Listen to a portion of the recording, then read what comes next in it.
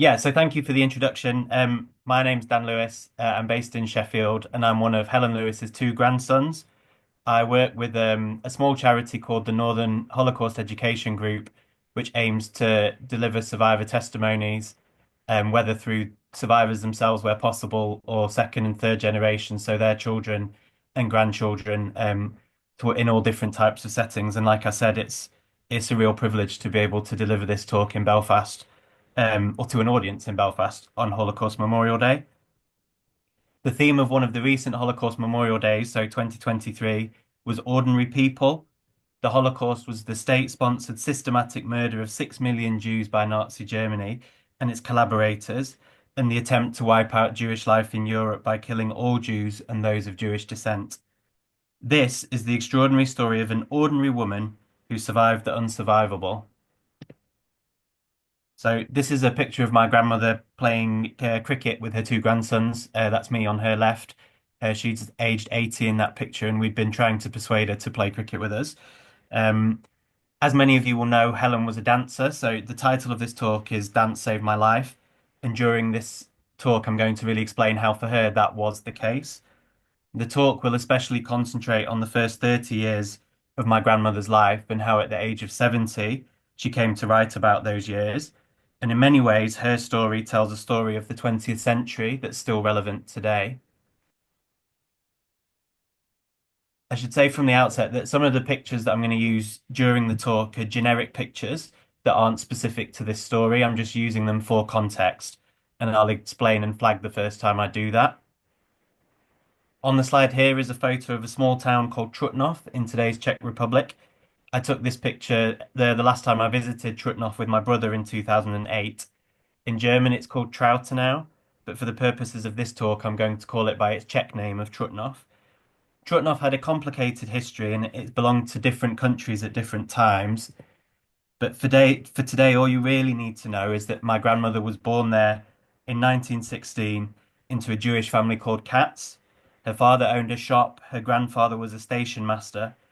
Trutnov was a small town in what became northeast Czechoslovakia after World War One, about 2.5 hours northeast of Prague, which is the capital of Czechoslovakia and is now the capital of the Czech Republic.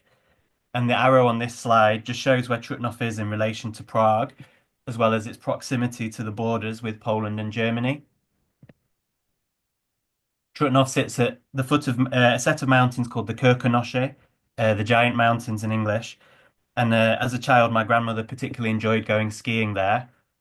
In her lifetime, Helena Katz, as she was born, was also Helena Katzova, Helena Hermann, and Helena Hermanova, but also BA 677, A 4772, Helen Levy, and finally, for the last 60 years of her life, Helen Lewis, which perhaps suggests that she had a complicated identity.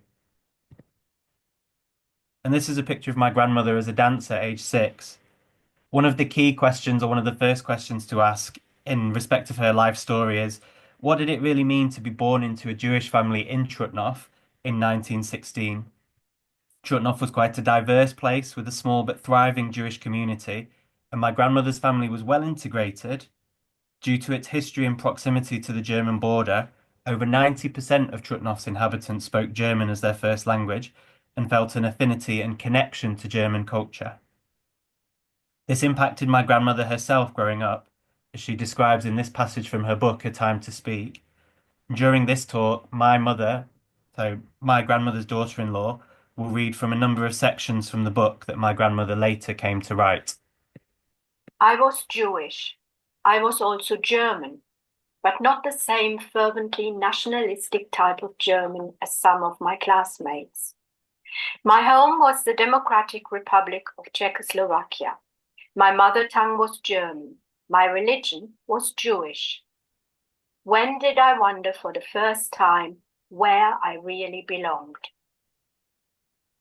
Despite some of those questions, by her own account, my grandmother was a cheerful, companionable, and uncomplicated child. Her grandparents lived in the same house along with their family cat Lumpy, which led her to develop a lifelong love of cats. Her happy childhood was disrupted by the sudden and unexpected death of her father in 1934, and as the increasing impact of events in Nazi Germany began to be felt in Trutnov itself from over the border, following the Nazis coming to power in Germany in January 1933. And this next passage demonstrates this. At school, I formed friendly and uncomplicated relationships with teachers and fellow pupils until about 1933, when the first reverberations of events from across the border reached the German communities in Czechoslovakia, permeating every sphere of life, including the classroom. From now on, innocence and trust were put to the test. At home, there was endless talk of the new horrifying developments in Germany, and the first refugees appeared among us. Rewinding slightly, at the age of 6, as seen on the previous slide, but also this one, my grandmother had made the decision of a lifetime and told her respectable middle-class parents that she was going to be a dancer. It was neither the done thing nor what they were expecting, and in 1935, aged 19, she moved to Prague to begin her training as a dancer, teacher, and choreographer at the Charles University. And this is a picture of her dancing in 1937 at the age of 21. 3 years later, in 1938, and just qualified, she married Paul Herrmann, and these are some pictures from their wedding day. And important to state at this point that Paul was my grandmother's first husband. My grandfather Harry was her second husband. By this time, my grandmother had discovered Czech culture and become fluent in Czech. Her professional success took her to the stage of the National Theatre in Prague at the start of the fateful year 1939. And this is a picture of the National Theatre itself in Prague. Having occupied some of Czechoslovakia in October 1938, on the 15th of March 1939, the German army crossed into what remained of Czechoslovakia and occupied Prague, establishing what was called the Nazi Protectorate of Bohemia and Moravia. The implications, especially for Jews, were enormous, given the situation in Germany since the Nazis had come to power in 1933, and the increasingly punitive restrictions that had been placed upon the Jewish population there. This included, but was not limited to, the anti-Semitic and racist Nuremberg laws introduced in 1935 that stripped Jews of many of their rights and separated them from their fellow citizens. Here, my grandmother recalls the immediate impact of Prague coming under Nazi occupation, which impacted her directly given that she was living in Prague at the time. We listened to the radio news. There were German tanks and infantry on the streets of Prague. At the end of the broadcast, the Czech national anthem was played for the last time. The telephone rang. It was the caretaker of the block of flats where my mother lived. Mother's niece, Herta, and her husband, Arnost, had jumped out of the window of their fifth-floor apartment. They were lying dead in the street. Herta and Arnost had lived in Germany in the early 1930s, just at the time when Hitler came to power. For Herta and Arnost, close relatives of my grandmother, suicide was preferable to again experience something similar to that which they had experienced in Germany in the early 1930s. Following the occupation of Czechoslovakia, my grandmother's career abruptly ended just because she was Jewish. Jewish citizens were subject to ever-tightening repression, with many attempting to escape, and faced with the dilemma of abandoning family to undertake the uncertain life of a refugee. Here, she describes the plight of would-be refugees or asylum seekers. Paul and I seriously considered it, emigration. We had to face the fact that we would have to leave behind his parents and my mother. Neither of us could even contemplate this possibility. So we did nothing. We stayed. New anti-Jewish laws were promulgated in the early summer of 1939. Public parks, swimming pools, theaters, cinemas, restaurants were all forbidden to Jews and had to display an appropriate sign. We lived on the brink. The appropriate sign would be one like the one seen on this slide, which says "Forbidden for Jews" in Czech and German, and would have been displayed in shops and public places. And all this was but a prelude to what was to follow. A new anti-Jewish law made all previous ones look like harmless games. The introduction in September 1941 of the yellow star to be worn in public at all times by all Jews over the age of 6. From that moment, we were visible targets for anyone who chose to abuse or attack us. And the psychological effects were cleverly and cruelly calculated to impress upon us that we were outcasts who had no place in society. In the streets, we became painfully aware of the stares of passers-by, some embarrassed, some openly hostile, some even surprised if one did not seem to look Jewish. The averted eye was often as hurtful as the open sneer. A quick glance of sympathy gave little comfort when accompanied by a hasty step sideways. On the slide here is the yellow star that belonged to my grandmother, and Jude, as written on the star there, is the German for Jew. Despite the ever-tightening and closing net in which the Jews were trapped, people clung as much as possible to remnants of their former normality. In October 1941, my grandmother attended the wedding of her uncle, Erwin. The occasion is captured in the photograph of the guests on this slide. My grandmother, in the light-coloured coat, is standing beside her uncle and her husband, Paul. Next to Paul is my grandmother's mother, my great-grandmother, then 48 years old. All the guests are wearing the yellow star, which all Jews were forced to wear. As far as is known, my grandmother is the only survivor of the group of 10 in this photograph. As I mentioned, the Germans had occupied Prague in March 1939. After over 3 years of targeted discrimination at them, the Jewish population in Czechoslovakia now faced the next step on the path to genocide, forced deportation. For my grandmother, this took place on the 5th of August 1942, when she and her husband Paul were ordered to assemble in the centre of Prague ahead of deportation. They were initially sent to Terezin, known as Theresienstadt in German, originally a small garrison town just north of Prague. Terezin had been converted into part ghetto, part concentration camp, and part transit camp. Jews were deported there pending further deportation to extermination camps in Poland. From the next slide on, I'll be using some pictures like I mentioned before that aren't specific to the actual events I'm describing, though in most cases they're similar. And where I've done this, there'll be a heading above the slide just explaining. And this is for the obvious reason, really, that there aren't photos of my grandmother's experiences and of what I'll be describing. We only know the places where she was sent to and what she experienced there as a result of her own testimony. So the next slide is of Jewish prisoners being deported to Terezin at around the same time as my grandmother, but it's not a photo of her own deportation.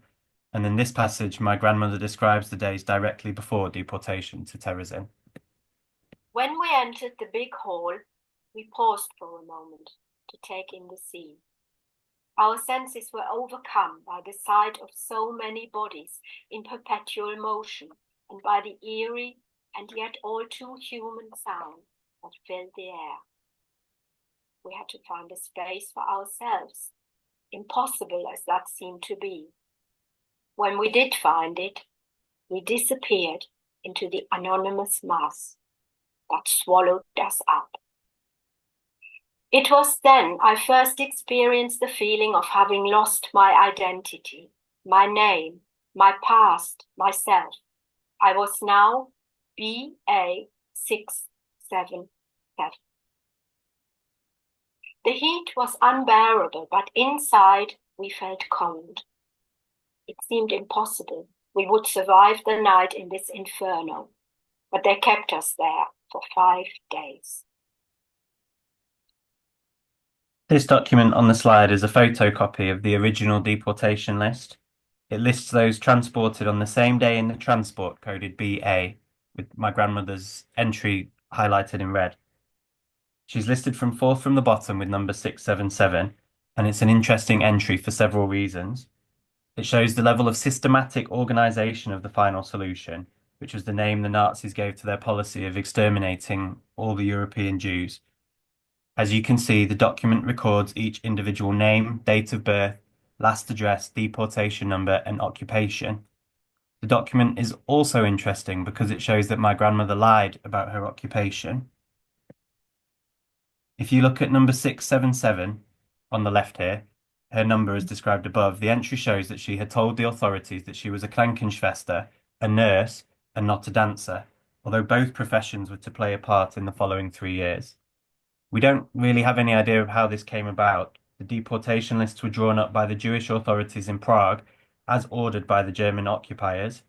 It could have been a deliberate deception or something else or even an error. Regardless, it's significant and suggested an uncanny foresight. And the next slide is of Jewish prisoners arriving at Terezin following deportation in 1944. And as I've said previously, this is after my grandmother's own deportation there. Deportees were transported by cattle truck to a station near Terezin and then marched from there by the SS to the concentration camp. The SS was the armed elite troops of the Nazi Party, notorious for their blind allegiance to Hitler and adherence to racist ideology. Over 150,000 people passed through Terezin, and over 33,000 people died there, mainly of disease and starvation. At its height, Terezin housed nearly 60,000 inmates, including the very old and infirm, infants and children, in barracks built for a few thousand soldiers. I refer in the next section to Terezin having a children's home and a hospital, but situated within a concentration camp, these things were very different and far more basic compared to what we would understand them to be today. My grandmother found work in a children's home inside Terezin, caring for young boys and girls, before succumbing to a burst appendix and several severe and life-threatening infections. I was brought to the women's ward of the Hohenelbe barracks, where a hospital had been set up. I heard a voice say there was no time for the compulsory inspection for lice. I was on the operating table. An ether mask was being gently placed on my face. A faraway voice asked what work I had done at home in that other life. I said faintly, but with pride, I was a dancer. The voice said softly, sadly, she will not dance again. It was Christmas 1942. Saved by doctors operating in primitive conditions, she spent over a year in hospital, first as a patient and then as a secretary, working alongside the doctors who had saved her life.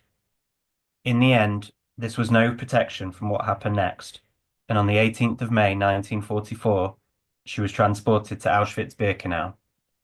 If we had ever thought the 2 years in Terezin had left us sufficiently tough to bear any hardship, first few minutes on the train taught us otherwise. We traveled in conditions designed to inflict the greatest possible suffering. Old and young, invalids and babies were all crammed together so tightly it was impossible to move. There was no air, no light, no water, and one bucket. Many panicked, others wept, a few prayed, and most sank into silent despair. At night, the train arrived in Prague and stopped there for a while. A long line of sealed cattle wagons. There must have been people on the station platform, people who heard and saw. What did they know? What did they think? And how much did they care? We arrived at Auschwitz from Terezin on the 20th of May 1944. Until that day, we knew nothing of extermination camps or gas chambers. We had been told we were going to a labor camp. After the trauma of discovering the nature of the place, we came to realize that it was not the living conditions that were the worst aspect of Birkenau, but that life itself was a nightmare. This map just highlights the locations of Terezin and Auschwitz in relation to Prague and each other. The horrors of Auschwitz have been extensively documented, and Auschwitz has become synonymous with the Holocaust, and many of you will have seen this picture of the train tracks to Auschwitz-Birkenau. Birkenau was a huge concentration camp with large-scale killing and extermination facilities and was at the heart of the Auschwitz complex. It was the single largest site of mass extermination at the heart of a network which spanned the whole of continental Europe. My grandmother was tattooed on arrival at Auschwitz, and the tattoo remained on her left arm with the number A4772 for the rest of her life. During the 2 months or so my grandmother was in Auschwitz, during the summer of 1944, whole-scale mass extermination continued apace. In July 1944, my grandmother and Paul, her first husband, were separated. My grandmother was sent with hundreds of other women to work as a slave labourer in a subcamp of Stutthof concentration camp, not far from present-day Gdansk in northern Poland. Paul was sent to a labour camp in Germany and died in March 1945 at an unknown location. Paul's parents were murdered in Auschwitz, as were my grandmother's uncle Erwin and his wife, whose wedding she had attended in Prague in 1941, and as we saw on the earlier slide. My great-grandmother, Elsa Katz, had been deported directly from Terezin to Sobibor death camp in Poland in 1942, where she was murdered. This is just a picture of Elsa Katz here. And this map on the slide highlights where Stutthof was, so much further north from Auschwitz, and therefore much further away from Prague. This slide shows my grandmother's Stutthof registration card, which logs that she arrived on the 20th of July 1944, following 2 months in Auschwitz-Birkenau. The women in my grandmother's subcamp were used to construct an airfield, a task they continued into the bitter winter of 1944-45. Under control of the SS, these labour camps were an integral part of the final solution. The regime at Stutthof and elsewhere was brutal. The slaves were worked to death. The supply appeared inexhaustible. And my grandmother writes here, After an hour or two, our backs began to ache, and our arms and legs grew heavy with fatigue. The autumn winds were sharper, and the misty rain would drift in from the sea, hiding the pale sun. Soon it would be winter. Cold and worn out, we would be marched back to another roll call. The beatings took place afterwards, in front of the whole camp, and degraded those who had to watch as much as those who suffered them. the picture on this slide and the next ones are illustrative only and from Ravensbrück, a women-only concentration camp in northern Germany. I wasn't able to locate any pictures of women working in Stutthof for this presentation. My grandmother continues here. As long as the pale autumn sun shone on us, we would somehow survive. This naive belief, coupled with the overheard snatches of news from the front, helped us to keep body and spirit alive in our race with time. But when the weather changed, when the winds howling and rain turning into snow, our frozen and starving bodies silenced even the bravest spirits and the clearest minds. We succumbed, first to gloom, then to fear, and finally we went numb. All we could hope for was to live through another bitter day. Finally, frozen, exhausted, starving, and too weak to hold her heavy spade properly, my grandmother was told by an SS guard that she would be sent to the Stutthof gas chamber. I wasn't surprised or even much shaken. I couldn't expect to go on surviving when so many others had gone long before. It was at this point, when all seemed lost, that her previous life as a dancer intervened. The world of the concentration camps defied rational understanding. The female SS head of the camp had decided she would like a Christmas entertainment for herself and her fellow guards. The Jewish prisoners would provide it. By chance, my grandmother found herself involved in this bizarre event. Those prisoners required for the entertainment were briefly dispensed from work and instead rehearsed the show. My grandmother would do the choreography and dance as well. Then, a New Year's Eve show was required. For a short time, she was reprieved from both work and the threat of the gas chamber. Dance had, she was to say later, saved her life. During the winter of 1944-45, the Allied forces were pushing hard towards Berlin. On January the 27th, 1945, 80 years ago today and now commemorated as Holocaust Memorial Day, the Red Army liberated Auschwitz.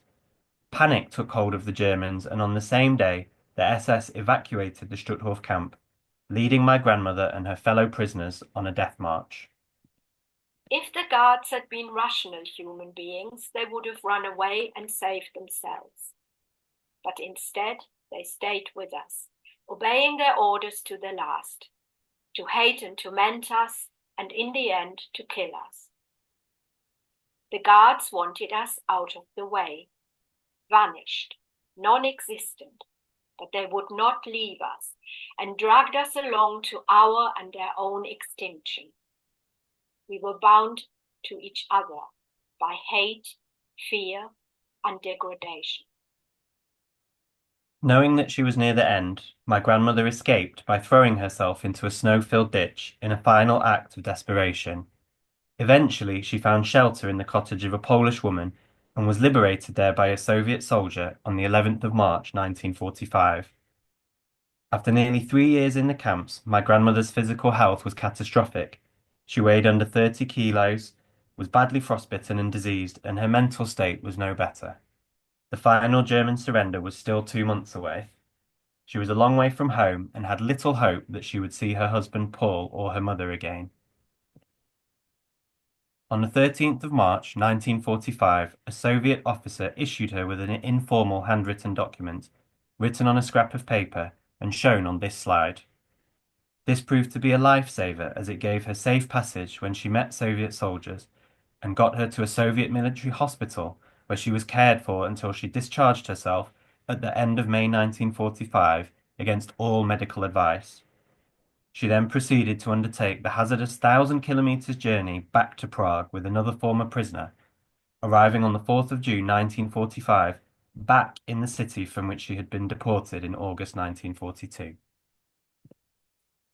We don't have a record of the exact route my grandmother took to make her way home. This is just an illustration of where Prague is in relation to the area around Stutthof from where she had escaped the death march. And here she describes the moment of her homecoming in Prague. At midnight, we arrived in Prague. We almost fell out of the train and with our last strength made our way to the Red Cross Centre in the station. The night nurse was about to pack up. We begged her for a cup of tea, but she said she had none at that hour. We told her where we had come from. How long were you in the concentration camp? She asked. 3 years. Well, if you stuck it out there for 3 years, you'll survive one night without tea.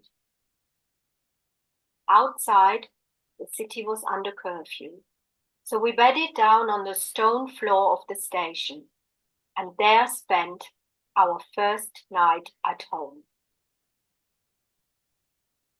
Recovery was slow, painful, and incomplete. However, in 1947, and widowed following the death of her first husband Paul, my grandmother remarried to Harry, my grandfather.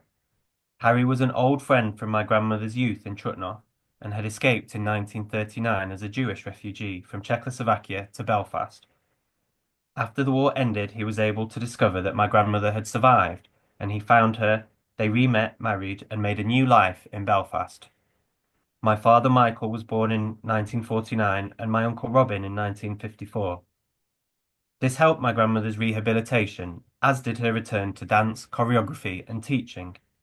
In 1979, my father married my mother, a German living in England. My mother was unconditionally and immediately accepted into the family without recrimination, despite the fact that her father, my other grandfather, had fought for the German army during World War II. Her memoir, A Time to Speak, gave my grandmother a voice and was published in 1992 when she was 76 years old. She was awarded honorary doctorates by the New University of Ulster and the Queen's University Belfast.